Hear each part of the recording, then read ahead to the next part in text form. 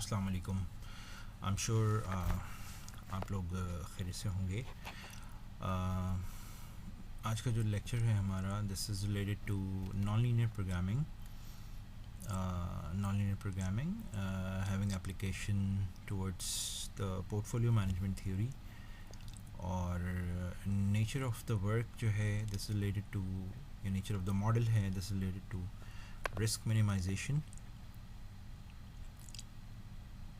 and finding the optimal weights for portfolio, right? Okay, अच्छा, इसमें हमने 4 एसेट पोर्टफोलियो को हमने कंसिडर किया।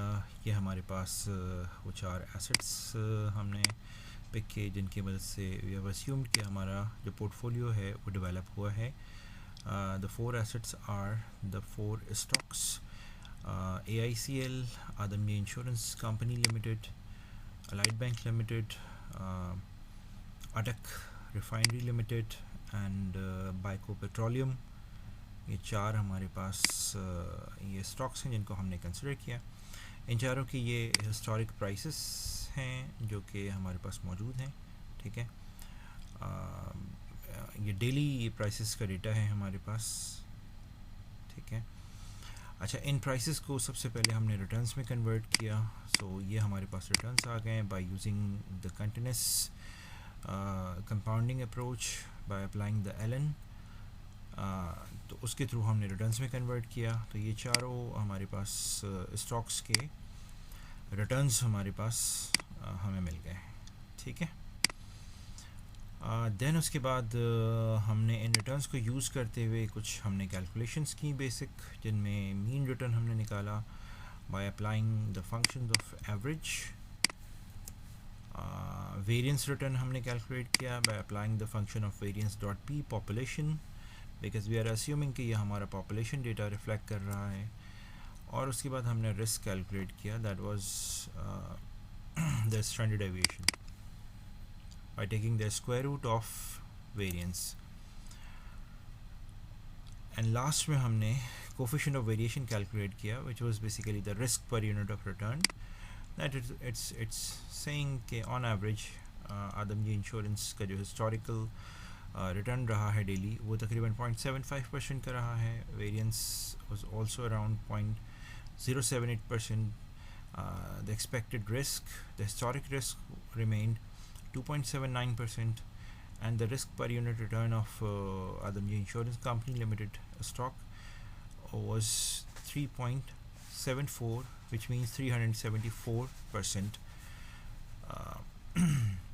by using the same returns, ये जो 4 हमारे पास returns थे stocks के, ये जो 4 हमारे पास returns थे stocks के, इनको इस्तेमाल करते हुए हमने developed this variance covariance matrix, which is very much important and integral part।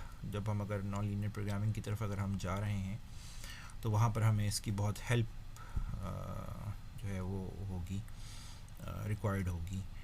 तो ये हमने यहाँ पर इन चारों के वेरिएंस कोवेरिएंस मैट्रिसेस हमने कैलकुलेट कर लिए। ये जो डायगोनल हमारे पास है, ये चारों के चारों diagonals representing the variance of all these 4 assets return, whereas either the downside of the diagonal or the upper side of the diagonal, either of the sides are representing the covariances of returns of these stocks। okay, अब हम move करते हैं non linear programming technique की तरफ। अच्छा, हम इस पूरे सिनारियो को हम पहले तो मॉडल में कन्वर्ट करते हैं, नॉन लीनियर प्रोग्रामिंग मॉडल में कन्वर्ट करते हैं। व्हाट आर ऑब्जेक्टिव्स और हमारे वेरिएबल्स क्या हैं, एंड देन उसके बाद फिर हम उसको कुछ मॉडल की डेवलपमेंट करेंगे, एंड देन फिर हम एक्सेल का फंक्शन यूज़ करके इसको कंप्लीट करेंगे, ठीक है। This is the model which you are saying. The first part is the decision variable, development decision variable. Decision variables are basically are weights, कि हम हर एसेट में कितने % की इन्वेस्टमेंट कर रहे हैं। टोटल परसेंटेज हमारा 100% है। लाइक फॉर एग्जांपल, अगर हमारे पास 100,000 की अमाउंट मौजूद है, ₹100,000 की, सो उसमें से कुछ ना कुछ % हम आदमी इंश्योरेंस में हम इन्वेस्ट कर रहे हैं। फॉर एग्जांपल, अगर मैं कहता हूँ कि वेट W1 की वैल्यू 20% है, विच मीन्स के 1 लाख रुपीज़ में से मैं 20% विच मीन्स 20,000 आदमी इंश्योरेंस कंपनी में के स्टॉक में इन्वेस्टमेंट कर देता हूँ, और W2 की वैल्यू फॉर एग्ज़ाम्पल अगर हमारे पास 30% है, then I am saying that कि जो हमारे पास 100,000 रुपीज़ की जो अमाउंट थी उसमें से 30% यानी 30,000 की जो अमाउंट है वो मैं ABL का स्टॉक बाय कर लेता हूँ. And likewise exactly W3 and W4 are the percentages of investment in all ATRL and BICO. ये हमारे डिसीजन वेरिएबल्स हो गए. The next thing is very much important part of non-linear programming model, and that is what do we want to achieve, what are objectives. हमारा objective क्या है? हमारा objective है कि जो हम variance है 4 asset portfolio का, we want to minimize it. हम इसको minimize करना चाहते हैं. Okay, and how we will find the 4 asset portfolio variance? It's just like exactly the same Markowitz का formula है जो हम 2 asset portfolio में भी यूज़ करते हुए आ रहे हैं. It's just extension. I have just summarized it. This is W1 square यानी weight of first asset square multiplied by variance of first asset plus weight of second asset to weight of third asset. So we have just taken the sum of the product of the weights square as well as variance. ठीक है. From I is equals to 1, I represent कर रहा है number of assets को. I is equals to 1 means the first asset till fourth asset. Exactly this is the second component जिसको हम देखते हैं जो फॉर्मूले में लिखा हुआ होता है 2 times W1 W2 covariance 1 and 2. Exactly ये उसकी representation है हमारे पास. So basically जो variance of return है that can be calculated through this formula, जिसको हम जब एक्सेल पे वर्कआउट कर रहे होते हैं तो उसको हम मैट्रिक्स अलजेब्रा के थ्रू हम आसानी से कैलकुलेट कर सकते हैं. ठीक है. The most important part of the model is constraints. What are the limitations जिसको हम यूज़ कर रहे होंगे. Now we are assuming only 2 constraints right now. इससे ज़्यादा भी हो सकते हैं. ठीक है. सबसे पहला कॉन्स्ट्रेंट ये है कि जो टोटल इन्वेस्टमेंट है हमारे पास, the investor is using the whole amount of the investment. Means अगर मेरे पास 1 लाख रुपीज़ की अमाउंट मौजूद है तो I'm investing the whole 1 lakh rupees of amount in all these 4 assets. इसका मतलब ये है कि ना तो मैं इससे ज़्यादा इन्वेस्ट कर रहा हूँ 1 लाख से, ना इससे कम इन्वेस्ट कर रहा हूँ. ठीक है. ये one of the basic assumptions पे हम इसको चेंज भी कर सकते हैं. हम इसको ऑब्वियसली अगर हमारे पास 1 लाख रुपए मौजूद हैं तो हम ज़रूरी नहीं है कि हमेशा 1 लाख रुपए ही इन्वेस्ट करें. हम अगले केस के अंदर हम अपने मॉडल में चेंज कर सकते हैं इसको कि हम 1 लाख रुपए या उससे कम इन्वेस्ट कर रहे हैं, या हम 1 लाख से भी कम इन्वेस्ट कर रहे हैं. तो ऐसा हो सकता है. ठीक है. तो डिपेंड करता है. अभी इस वक्त मैं सिंपलेस्ट अजम्पशन मैंने ली है कि हम इन्वेस्टर जो है अपनी टोटल इन्वेस्टमेंट को यूटिलाइज़ कर रहे हैं. अच्छा, दूसरा और सबसे इम्पॉर्टेंट जो कॉन्स्ट्रेंट है वो है डिज़ायरेबल रिटर्न का. एक इन्वेस्टर का एक कम से कम एक माइंडसेट होता है कि हाँ मुझे कम से कम इतना तो अंदाज़न रिटर्न मिलना है चाहिए या मिल सकता है मुझे, मार्केट जितना मुझे मार्केट से को देख करके मुझे अंदाज़ा हो रहा है. So just I have set a minimum level of return, desirable return, daily return of 0.7%. ठीक है. और ये मेरे पास वो पोर्टफोलियो के रिटर्न का फॉर्मूला है. अगर आप रिकॉल करें तो एज़ पर द अंडरस्टैंडिंग मेरा कॉन्स्ट्रेंट कहता है कि जो पोर्टफोलियो जो डेवलप होगा उसका मिनिमम डिज़ायरेबल रिटर्न जो बनना चाहिए कम से कम 0.7% तो होना चाहिए कम से कम. उससे ज़्यादा भी हो सकता है बट एटलीस्ट 0.7% ज़रूर होना चाहिए. ये 2 कॉन्स्ट्रेंट्स हैं. तीसरा जो कॉन्स्ट्रेंट है ऐसा कोई डायरेक्टली इसका ताल्लुक हमारी कैलकुलेशन में नहीं है. It's called non negativity constraint. ठीक है. तो ये हमारा मॉडल है. Now we will convert the whole setup into the Excel format. ठीक है. यहाँ से मैंने इस पूरे डेटा को जो नॉन लीनियर प्रोग्रामिंग का जो मॉडल है उसमें हमने कन्वर्ट किया, and this is exactly the simplest format. अगर आप रिकॉल करें तो ये एग्जैक्टली ये वही कंपोनेंट है जो कि यहाँ से यहाँ तक का ये वही चीज़ है जो कि हमने ऑलरेडी यहाँ पर हमने कैलकुलेट की हुई है. This is same thing, this is same thing जिसे मैंने कॉपी पेस्ट किया. The second part is I do need the variance covariance matrix. तो मैंने वेरिएंस कोवेरिएंस मैट्रिक्स जो पिछले शीट पे मौजूद था जो मैंने कैलकुलेट किया था, I have just recalled it here. इसको मैंने यहाँ पे रिकॉल कर लिया. ठीक है. You can just check it, cross check it, both are same. ठीक है. नाउ अब हमें करना क्या है, अब हम यहाँ पर कुछ चीज़ें सेट करते हैं। तो आप देख रहे होंगे कुछ चीज़ें यहाँ पर एडिशनल सेट हुई हुई हैं। सबसे पहली चीज़ कि इन्वेस्टर का डिज़ायर्ड रिटर्न क्या है। जैसे फॉर एग्जांपल मैंने अपने मॉडल में सेट किया कि 0.7% है, ये मैंने मैनुअल एंट्री की है इसकी, ये यहाँ पर रिटर्न के सामने रॉ में मैंने इसको एंटर कर दिया, ठीक है। अच्छा इसको मैंने यहाँ पर यूटिलाइज़ किया, ये मेरी मैनुअल एंट्री है, ये जहन में रखिएगा। ये कोई कहीं से कैलकुलेटेड नहीं है, इट जस्ट अंडरस्टैंडिंग कि ये मेरी इतनी मिनिमम डिज़ायरेबल रिटर्न है जो कि इन्वेस्टर चाहता है, डेली रिटर्न। अच्छा कुछ फॉर्मेटिंग है जो मैंने सेट की है। मैंने एक तो ये है कि जो मॉडल है उसके फॉर्मेट एक जैसा रखा है। फॉर एग्जांपल चूँकि मेरे पास एसेट्स को मैंने शुरू से ही हॉरिजॉन्टल फॉर्मेट में ही प्लेस किया है, उसके रिजल्ट्स को भी मैं हॉरिजॉन्टल फॉर्मेट में ही लेकर के चल रहा हूँ।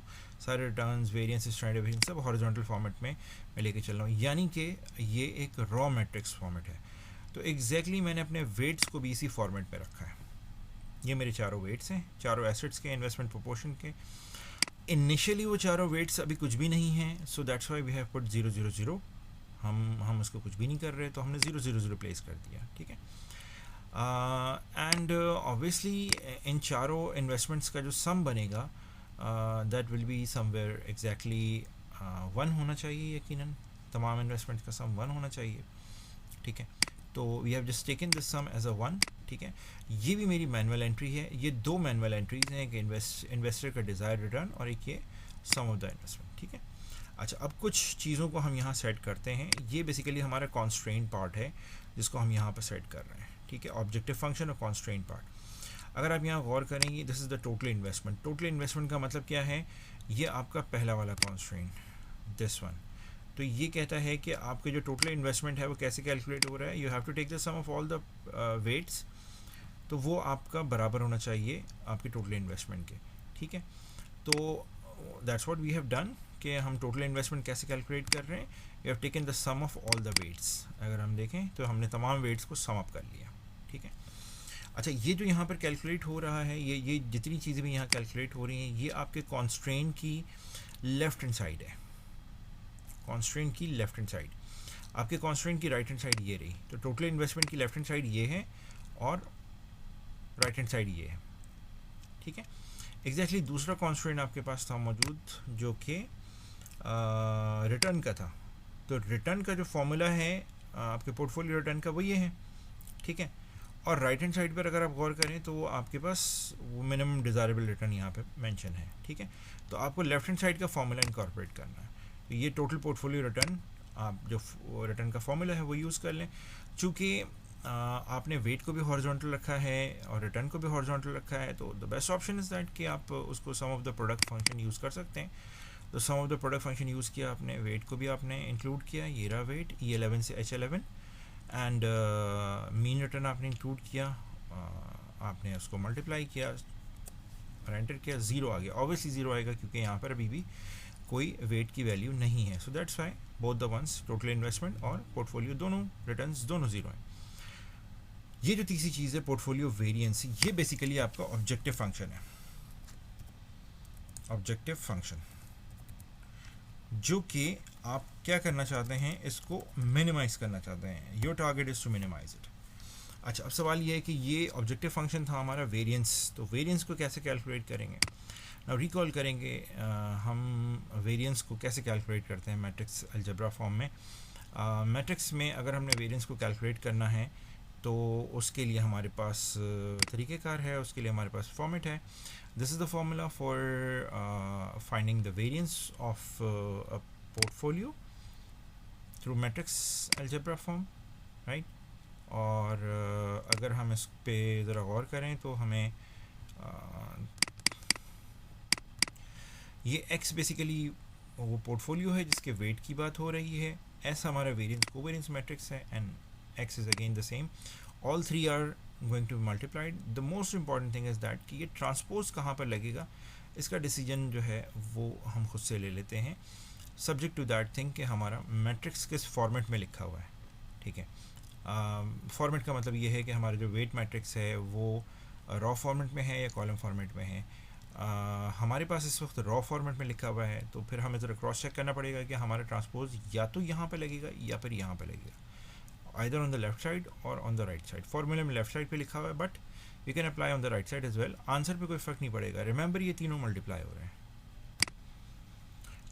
अच्छा, अब चूँकि ये फॉर्मेट हमारे पास जो आ रहा है, इसके मुताबिक अगर हम यहाँ पे थोड़ी सी वर्किंग कर लें कि हमारा जो वेट का मैट्रिक्स है एक्स, जिसे हम कह सकते हैं या डब्ल्यू कह सकते हैं, now this is raw matrix है ये, ठीक है। तो रॉ मैट्रिक्स जो है वेट मैट्रिक्स, उसका ऑर्डर हमारे पास बनता है 1 रॉ एंड 4 कॉलम्स।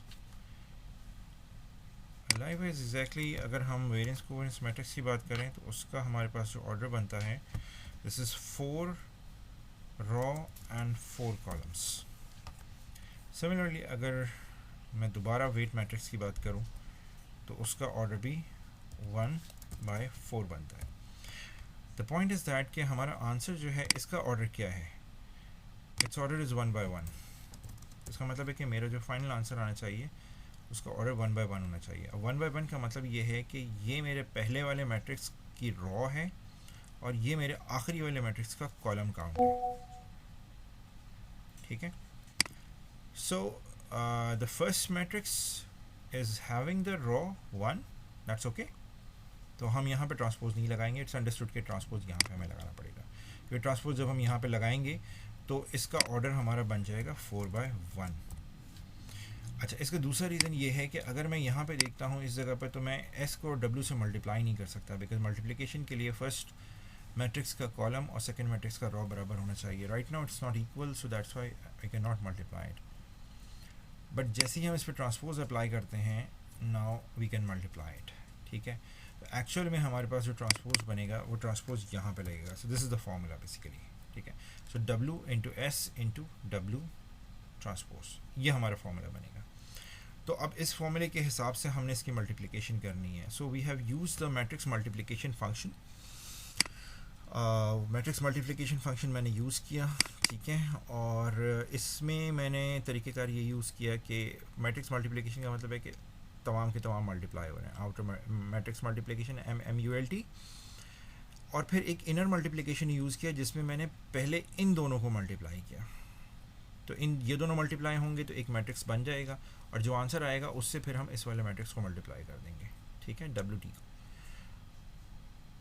तो हमने यहाँ पर सबसे पहले इनर मैट्रिक्स मल्टीप्लिकेशन के थ्रू वेट को S से मल्टीप्लाई किया। सो ये E11 से H11 ये आपका वेट हो गया, और M6 से लेकर के P6 तक ये आपका वेरिएंस कोवेरिएंस मैट्रिक्स हो गया, दिस पार्ट, ये पूरा, ठीक है। तो ये आपके पास जो चीज़ सबसे पहले से डेवलप किया वो था आपका इन दोनों का प्रोडक्ट। ये दोनों मल्टीप्लाई हुए, एक मैट्रिक्स बन गया। देन लेटर ऑन जब ये मैट्रिक्स बना, अब उसको हमने मल्टीप्लाई करना है इसके साथ। तो ये जो मैट्रिक्स आया है ये इसके साथ कैसे मल्टीप्लाई होगा, ये आउटर मल्टीप्लिकेशन इसको परफॉर्म करेगा। चूँकि ये ट्रांसपोज अप्लाई हो रहा है, लिहाजा हम ट्रांसपोज फंक्शन एक्टिवेट करते हैं और वेट को हम ट्रांसपोज कर लेते हैं, ठीक है। And will close exactly the same number of brackets as we have opened it, ठीक है। चूँकि ये एरे फंक्शन है, लिहाजा हम एंटर नहीं करते, कंट्रोल शिफ्ट एंटर प्रेस करेंगे तो फिर ये एक्टिवेट हो जाएगा हमारा, ठीक है। तो यहाँ से हमारे पास ये कैलकुलेट हो गया। इसी के साथ साथ मैंने पोर्टफोलियो का स्टैंडर्डाइजेशन भी कैलकुलेट कर लिया है, ताकि ये वेरिएंस जैसे कैलकुलेट होगा तो ये स्टैंडर्डाइजेशन भी कैलकुलेट कर लेगा, ठीक है। सो पोर्टफोलियो स्टैंडर्डाइजेशन को हम स्क्वायर रूट के थ्रू हम कैलकुलेट कर सकते हैं, ठीक है। So you can see that कि square root of this number which is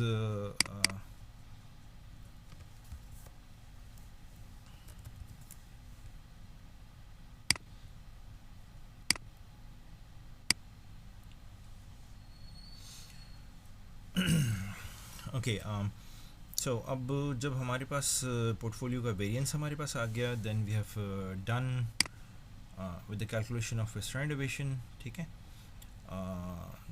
तो अब हम इसकी कैलकुलेशन को एग्जीक्यूट करते हैं। हमें इसको एग्जीक्यूट करने के लिए एक्सेल का हमें फंक्शन चाहिए, सॉल्वर। तो आप डेटा टैब में जाएं, डेटा टैब में देखें आपके पास अगर सॉल्वर मौजूद है तो ठीक है, नहीं है तो फिर आपको उसको एडेंस के थ्रू आपको रिकॉल करना पड़ेगा, ठीक है।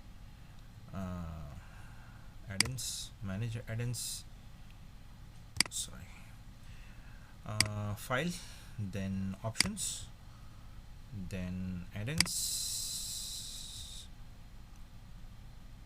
Excel add-ins, go।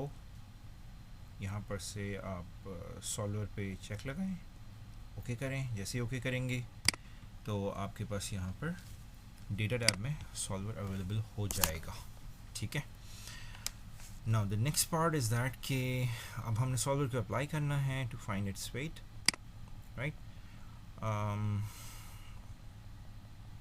हम जाते हैं, सॉल्वर ओपन करते हैं, ये सॉल्वर का इंटरफेस है, ठीक है।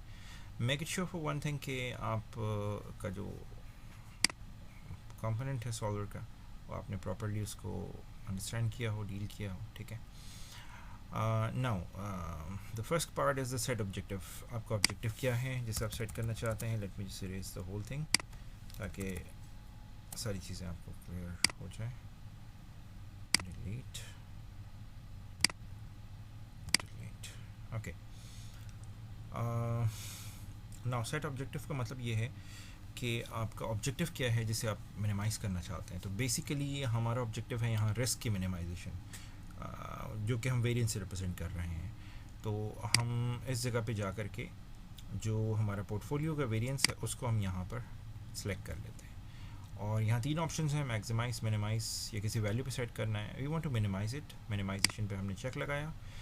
बाय डिफ़ॉल्ट मैक्सिमाइजेशन पे चेक लगा हुआ मिलेगा आपको, ठीक है। चेंज किसको करना है, हम यहाँ पर रेंज ऑफ वैल्यूज़ को चेंज करना चाह रहे हैं। क्या रेंज ऑफ वैल्यूज़ हैं, ये रेंज ऑफ वैल्यूज़ हैं जिनको हम चेंज करना चाह रहे हैं, ठीक है। उसके बाद दो चीज़ें हो गई, यानी हमने अपना ऑब्जेक्टिव फंक्शन हमने सेट किया, वेट्स हमने अपने सेट किए जिसको हम चेंज करना चाह रहे हैं। Now we want to incorporate the constraints. Let's incorporate the constraints. अच्छा, कॉन्स्ट्रेंट्स के लिए रिमेंबर दो पार्ट्स हैं हमारे पास ना। एक हमारे पास है कॉन्स्ट्रेंट का जो लेफ़्ट साइड है और एक हमारे पास कॉन्स्ट्रेंट का राइट साइड है। सो कॉन्स्ट्रेंट टोटल इन्वेस्टमेंट था और पोर्टफोलियो रिटर्न था। तो ये कॉन्स्ट्रेंट के लेफ़्ट साइड्स हैं और ये दोनों कॉन्स्ट्रेंट के राइट साइड्स हैं, ठीक है। तो हम यहाँ पे जाते हैं ऐड में, ऐड पे जाएंगे तो यहाँ पर हमारे पास विंडो इस तरह की हो जाएगी। रिमेंबर द साइन, साइन क्या था आपके पास ये जहन में होना चाहिए। सेल रेफरेंस का मतलब है आपके कॉन्स्ट्रेंट के right hand left hand side. तो सेल रेफरेंस सबसे पहले हम कॉन्स्ट्रेंट देते हैं टोटल इन्वेस्टमेंट का। So we have selected this one, इसको हमने सेलेक्ट किया। अभी इस वक्त ज़ीरो है क्योंकि वेट वहाँ पे ज़ीरो है, ठीक है। तो जैसे ही ये मॉडल जो है वेट सेट करेगा ऑटोमेटिकली ये सारे नंबर्स ज़ीरो से नॉन ज़ीरो बन जाएंगे। ये हमने सेट किया। अच्छा, टोटल इन्वेस्टमेंट हम कितना रखना चाह रहे हैं, इक्वल या less than equals to. We have set it equal to, किसके इक्वल रखना चाह रहे हैं, कॉन्स्ट्रेंट की वैल्यू के। वैल्यू क्या थी हमारे पास, ये रही वैल्यू। तो इसको हमने ऐड किया यहाँ से। सेकंड पार्ट इज़ दैट कि टोटल इन्वेस्टमेंट पोर्टफोलियो रिटर्न आपके पास ये रहा। पोर्टफोलियो रिटर्न वो क्या था, वो हम ग्रेटर देन इक्वल्स टू रखना चाह रहे थे, किससे, डिज़ायरेबल रिटर्न से। वो हमने ऐड किया। ये दोनों चीज़ें ऐड हो गई, दो ही कॉन्स्ट्रेंट थे, दोनों ऐड हो गए। दोनों ऐड हो गए तो उसके बाद फिर हमने यहाँ से इसको ओके कर दिया। Now you can see that ये दोनों कॉन्स्ट्रेंट्स आ चुके हैं हमारे पास। The last part is that कि आप अपने मॉडल को यहाँ सेट करें GRG नॉन लीनियर के ऊपर।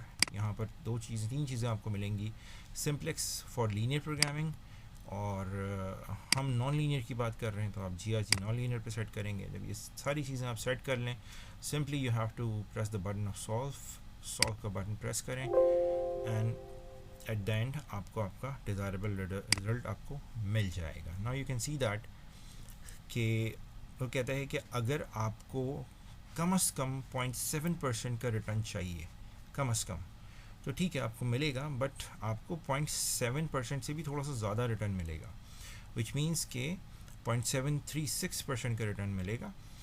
और उस केस के अंदर आप अपने पूरा का पूरा इन्वेस्टमेंट एग्जॉस्ट कर रहे होंगे, बट फॉर दैट आपका जो इन्वेस्टमेंट प्रोपोर्शन है, ऑप्टिमल इन्वेस्टमेंट प्रोपोर्शन, वो इस तरह से होगा कि आपको AICL में, आदमजी इंश्योरेंस में आपको 31% आपको इन्वेस्ट करना चाहिए, नियरली 31%, और ABL में आपको 32% इन्वेस्ट करना चाहिए, अटक रिफाइनरी में आपको तकरीबन 23% इन्वेस्ट करना चाहिए, और बाइको में आपको तकरीबन 15% इन्वेस्टमेंट करनी चाहिए। अगर ऐसा आप कर रहे हैं तो उस केस के अंदर आपका रिटर्न जो है, जो डिज़ायरेबल रिटर्न है वो तकरीबन 0.736% का बनेगा, और रिस्क का लेवल आपका मिनिमम होगा विच इज़ 1.8% का। रिमेंबर ये दोनों चीज़ें, रिटर्न और रिस्क, दोनों डेली बेसिस की हैं, ठीक है। तो ये हमारे पास इसका रिजल्ट बन जाता है। नाउ एक क्वेश्चन इसके अंदर आता है कि why we have put 0.7% desirable return. अच्छा, इसमें ये जहन में रखिएगा कि आपका जो डिज़ायरेबल रिटर्न है वो आपके इन एसेट्स के रिटर्न की रेंज के अंदर हो। अगर इन एसेट्स की रिटर्न के रेंज के अंदर होगा तो फिर तो आपको आपका ये नॉन लीनियर प्रोग्रामिंग मॉडल कोई ना कोई रिज़ल्ट आपको ऑप्टिमल रिज़ल्ट प्रोड्यूस करके दे देगा। लेकिन अगर वो रेंज से बाहर का रिज़ल्ट हुआ तो फिर उस केस के अंदर वो अलार्म बजा देगा। अब बाहर से मतलब है कि फॉर एग्ज़ाम्पल आपने कहा कि मिनिमम वैल्यू जो थी दैट वाज 0.623% की थी। आपने कहा मैं चाहता हूँ कि यार मिनिमम वैल्यू 0.6% की मिले, या आपकी मैक्सिमम वैल्यू 0.857% की थी। आपने कहा नहीं, मैं चाहता हूँ कि 0.9% का मुझे रिटर्न मिले। तो वो आपको रिज़ल्ट आपको देगा, बट वो बहुत ही स्क्यूड करके रिज़ल्ट आपको देगा, ठीक है। और उसमें चूँकि वो आपकी रेंज से बाहर डिज़ायरेबल रिटर्न आपने प्रेजेंट किया है तो इसलिए वो आपको एक्सक्यूट करके देगा, एज़ वेल एज़ वो आपको यहाँ पर एक रेड कलर का मार्क ऑफ एक्सक्लेमेशन भी आपको शो करेगा, ठीक है।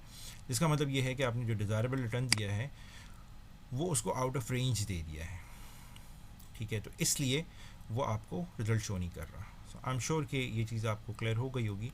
लास्ट जिसमें आपको out of range return demonstrate करके मैं आपको दिखा देता हूँ कि आप कैसे आप इसको डील करेंगे। Late me just cancel it, ठीक है। यहाँ पे मैं इसको छोटा सा बस चेंज कर देता हूँ, 0.07 के बजाय 0.09 कर देता हूँ, not out of the range, ठीक है।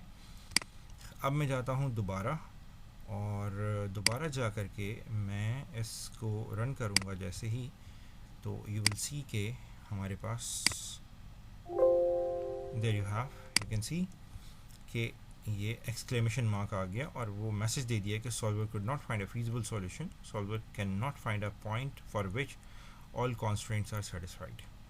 तो वो कह रहे हैं कि अगर आपको इतना रिटर्न चाहिए तो फिर आप देखें कि वो कह रहे सबसे बेहतरीन तरीका ये है कि पूरी की पूरी इन्वेस्टमेंट आप ABL में ही लगा दो। स्टिल ABL में भी अगर आप लगाओगे तब भी आपकी इन्वेस्टमेंट से रिटर्न आपको इतना नहीं मिलेगा, ठीक है। तो ये अपनी जगह उसने बात सही की है, कोई गलत बात नहीं की है। एज़ पर द कंडीशन उसने अपने आप को सही ट्रू रिप्रेजेंट किया है, ठीक है। तो आई एम श्योर कि ये नॉन लीनियर प्रोग्रामिंग, उसकी application towards the portfolio management, risk minimization, ये आपको क्लियर हो गई होगी। Thank you so much. And बाकी जो दूसरा कंपोनेंट है इंशाल्लाह it will be part of the next, बाकी जो दूसरा कंपोनेंट है इंशाल्लाह it will be part of the next video इंशाल्लाह। Till then, thank you so much. अल्लाह हाफिज़।